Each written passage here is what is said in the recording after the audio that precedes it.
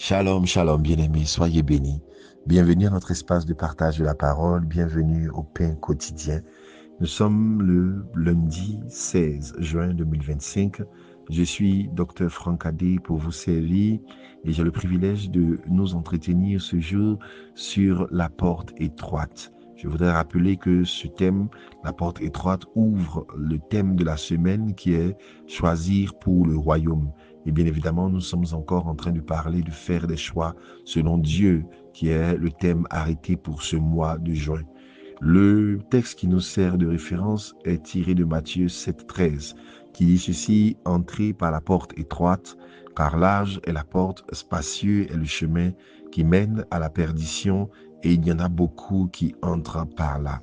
Que la grâce de Dieu soit sur nous pendant que nous écoutons cette parole et que le Saint-Esprit nous aide à comprendre ce qu'il y a lieu de comprendre pour nous et qu'il impacte nos vies par cette parole au nom de Jésus-Christ de Nazareth. Amen. Faire des choix selon Dieu. Voici le thème du mois, qu'il me soit permis de revenir encore en quelques mots sur l'importance de faire des choix. Notre vie est marquée par des choix. Certains, n'est-ce pas, sont relatifs à des aspects que je qualifierais de triviaux, tout simples. Certains sont relatifs à des aspects plus fondamentaux et d'autres sont relatifs à des aspects éternels. Il y a des choix que nous faisons dont on peut surmonter les conséquences. Il y a des choix que nous faisons qui n'affectent pas de façon décisive notre vie. Il y en a d'autres qui affectent plus profondément notre vie, mais qui sont cependant surmontables. Et il y en a enfin un qui est le choix fondamental, le choix essentiel et qui affecte de manière irrémédiable notre vie. Vous voyez, si nous allons dans un restaurant et que nous voulons par exemple commander un plat et que trompé par le nom chatoyant qui aura été donné au repas, nous pouvons commander quelque chose qui nous semble bon et pour réaliser plus tard que cela n'a rien à voir avec ce que nous avions anticipé. C'est un mauvais choix. C'est un choix qui est surmontable. Il suffira simplement, au prix de quelques euros ou de quelques francs CFA, de faire un autre choix, de commander autre chose et de laisser d'abandonner ce plat. Voici un choix pour un domaine trivial qui est surmontable. On peut se tromper sur la taille d'un vêtement, décider de le retourner ou simplement de l'offrir et d'en acheter un autre. On aura perdu quelques tours, quelques sous, on aura perdu un peu de temps, mais ce n'est pas un choix insurmontable. On peut se tromper sur les études, sur le métier que l'on veut faire. On peut se réorienter. On aura perdu quelques années, mais c'est encore rattrapable. On peut se tromper sur la personne avec qui on veut passer le reste de sa vie. Cela a un impact profond, notamment s'il y a des enfants, mais ce n'est pas complètement irrécupérable. Par la grâce de Dieu, on peut se remettre en selle et trouver une vie pleine de sens. En revanche, il y a des choix qui sont fixés, qui sont gravés dans le marbre et qui sont irrécupérables. La Bible nous parle de certaines personnes qui ont fait ces choix-là et qui ont fini par réaliser que les choix qu'ils avaient faits avaient affecté leur destinée de manière irréversible. Et vous voyez, certains de ces choix, malheureusement, on ne réalise que l'on s'est perdu pour certains que lorsqu'il n'est plus possible de faire marche arrière. La Bible nous rapporte l'histoire d'un homme et d'un autre, dont on sait le nom qui s'appelle Lazare, et un autre dont on ne sait la condition, on ne sait que la condition qui était riche. Lazare était pauvre, il était malade. Le riche, dont on ne sait même pas le nom, avait une vie enviable à tout point de vue. Il avait fait ses choix. Lazare aussi avait fait les siens. Et au regard de la société, le riche semblait avoir fait les meilleurs choix. Meilleurs choix de carrière, meilleurs choix de vie, pour réaliser plus tard, lorsqu'il n'était plus possible de revenir en arrière, qui avait véritablement fait les bons choix. Malheureusement, pour le riche, le choix était arrivé à une étape d'irréversibilité. On ne pouvait plus le changer. C'est le choix fondamental dont je voudrais nous parler ce matin. Le choix qui, lorsqu'il sera consumé et consommé, sera irrécupérable et aura des conséquences incalculables dans la mesure où non seulement ce choix implique notre éternité, mais aussi que ce choix est complètement irréversible. C'est celui de la porte étroite. Matthieu chapitre 7 est l'un des passages les plus iconiques de la Bible. Il contient aussi les avertissements les plus solennels. C'est dans ce même passage que nous verrons autour des chapitres 21, 22, des versets 21, 22, 23.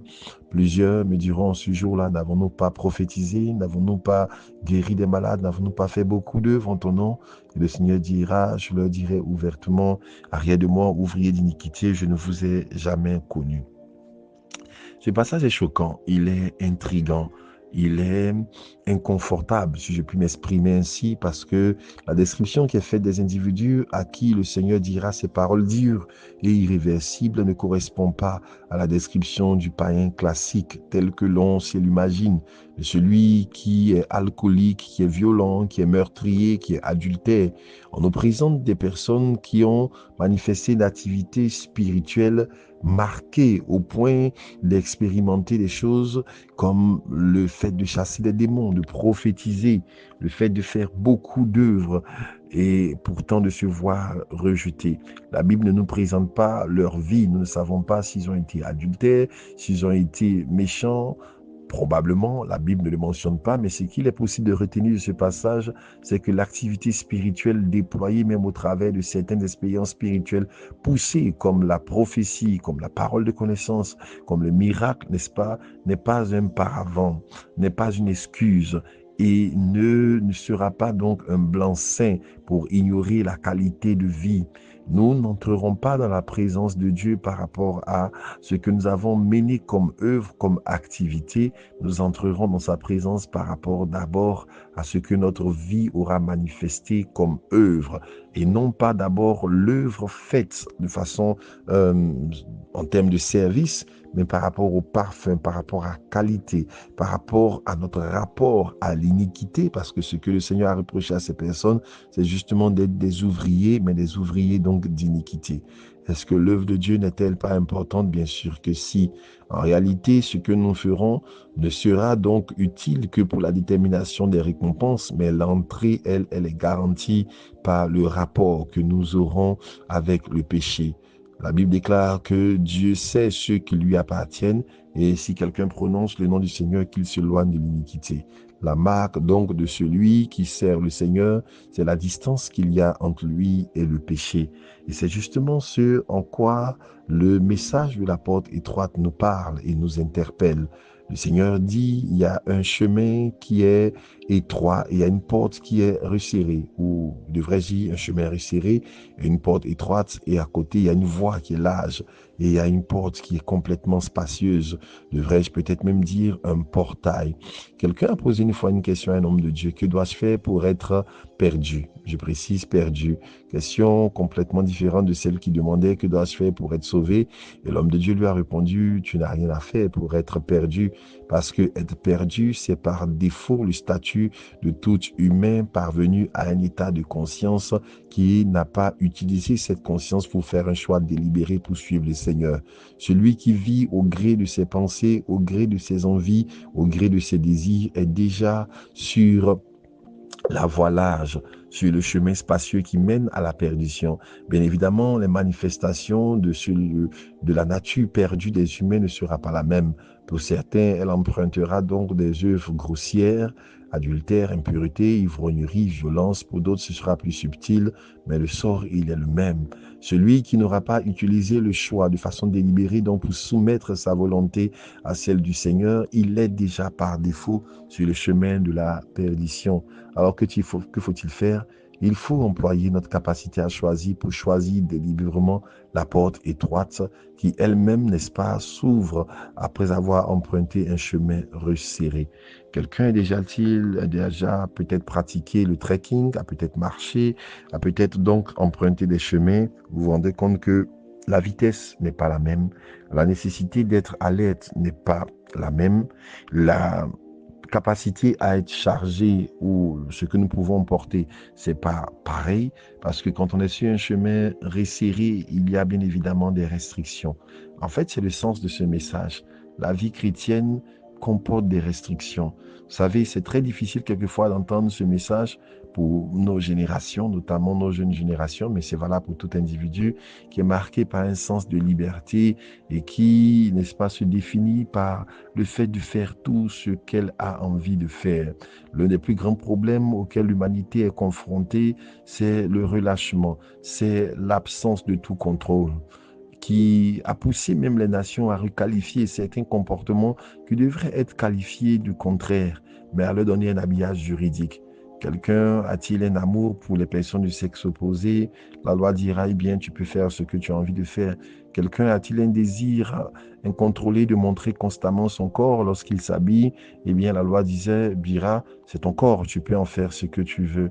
Quelqu'un manquera-t-il de respect à ses parents?